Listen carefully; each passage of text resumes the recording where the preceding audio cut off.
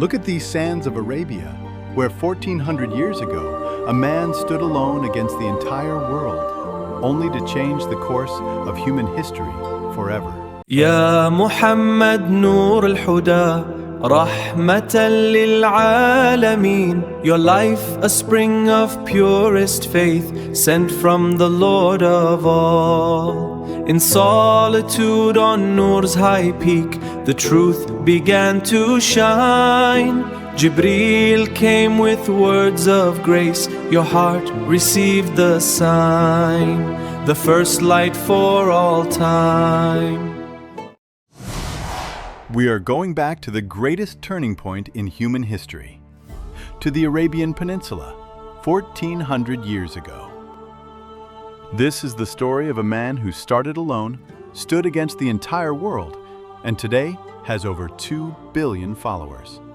A man whose every hardship was carefully designed by Allah, preparing him for the heaviest responsibility ever given to a human being. This is the story of Prophet Muhammad. Peace and blessings be upon him. Salli ala Muhammad. The year was 571 CE, a Monday night. The streets of Mecca were quiet, but they were about to witness one of the most extraordinary events in human history. Abdulmutallab, the leader of the Quraysh, received the news he had been longing for. His daughter-in-law Amina had given birth to a baby boy.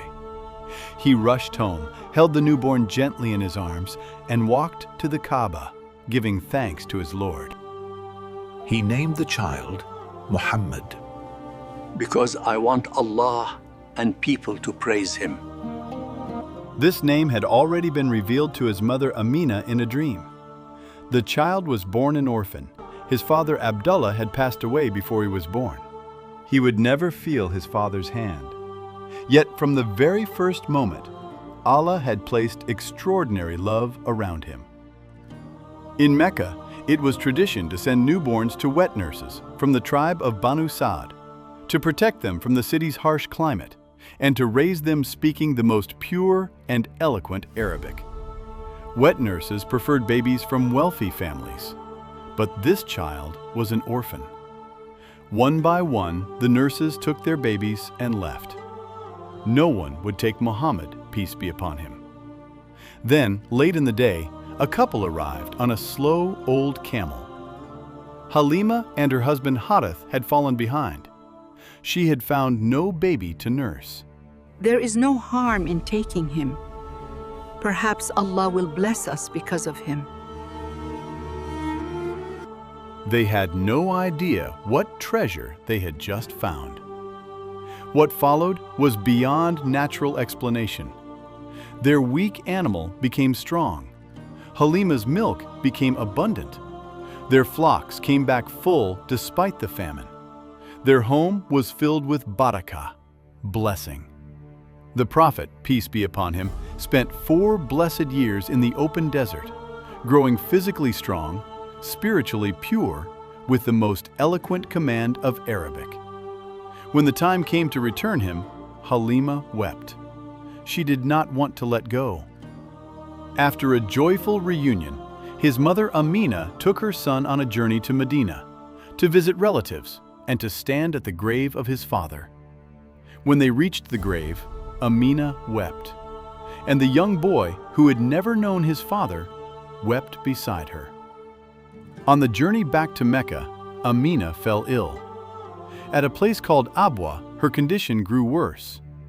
2 things pained her more than the illness: the thought of leaving her child and knowing he would face the world with neither a father nor a mother. In her final moments, she spoke. Every living being dies. Every new thing grows old. I will die too, but my name will live on, for I gave birth to a pure and righteous child. And then she was gone. The Prophet Muhammad, peace be upon him, was 6 years old. A journey that began at his father's grave ended with burying his mother. His caretaker, Ayman, was by his side, wiping his tears, never leaving. The Prophet, peace be upon him, would later say of her, "She is my mother after my mother." Back in Mecca, his grandfather Abdulmutallab took him in, with so much love that he would not sit down to eat unless his grandson was beside him. He let little Muhammad, peace be upon him, sit on his cushion in front of the Kaaba, a place where even his own sons were not permitted. He would say, "Leave my son alone. By Allah, one day he will have a great name and honor." 2 years later, Abdulmutallab passed away. One by one, those he loved were taken, as if Allah was sending a message, "I am your only true support." At 8 years old, the Prophet, peace be upon him, moved into the home of his uncle Abu Talib, a humble home where many nights they rose from the table still hungry. But Abu Talib treated his nephew as his own son, and sometimes even favored him above his own children. The boy asked to shepherd the sheep, not as a burden, but to ease the family's hardship. Through shepherding, he learned patience, responsibility, and deep reflection under the open sky. By the age of 25, all of Mecca knew him by one name, Al-Amin, the Trustworthy. Not a single lie had ever come from his lips. People handed him their most precious things without a second thought. This was Allah's plan, building his reputation so that when the day came to deliver the greatest message in history, no one could say, "He is a liar." Around this time, Khadija bint Khuwaylid, the most respected woman in Mecca, known as Al-Tahira, the Pure, asked him to lead her trade caravan to Syria. She sent her servant Seerah to observe him quietly. What Seerah reported left Khadija in awe. "I have never seen a man like him. Everywhere we went, people trusted him immediately." Khadija, who had refused proposals from many wealthy men, now sent a proposal herself.